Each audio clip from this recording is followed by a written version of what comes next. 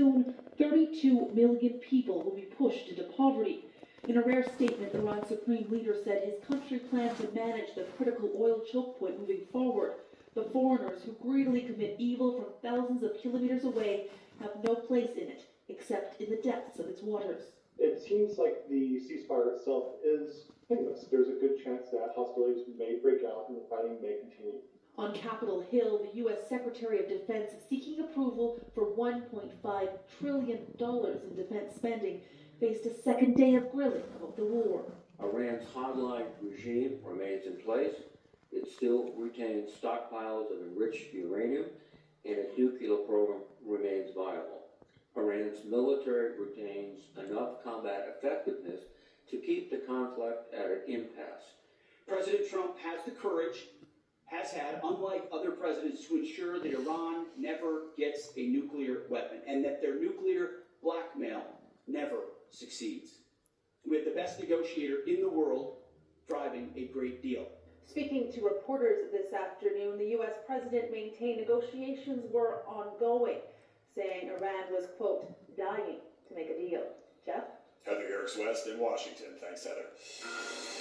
As a result of the conflict with Iran, gas prices across much of Canada are expected to climb even higher over the next couple of days. Prices in Vancouver reached $2.18 per litre this morning and are expected to rise another 5 cents tonight. Across the country, prices are now above $1.80 per litre, even in oil-rich Alberta. Analysts expect prices to reach all-time highs in the month of May, despite the federal government's tax break. Well, new numbers reveal Canada's economy was showing surprising signs of strength earlier this year. Stats Canada reports the economy grew by 0.2% in February and at a 1.6% pace overall in the first quarter. That growth comes after the economy contracted at the end of 2025. Among the most positive signs, Canadian manufacturing had its strongest month in 3 years, growing 1.8% in February despite U.S. tariffs. Canada has just been selected to host a first-of-its-kind bank aimed at helping this country and its NATO allies lower the cost of financing major military purchases. It's called the Defense, Security and Resilience Bank, and it could create thousands of jobs here in Canada.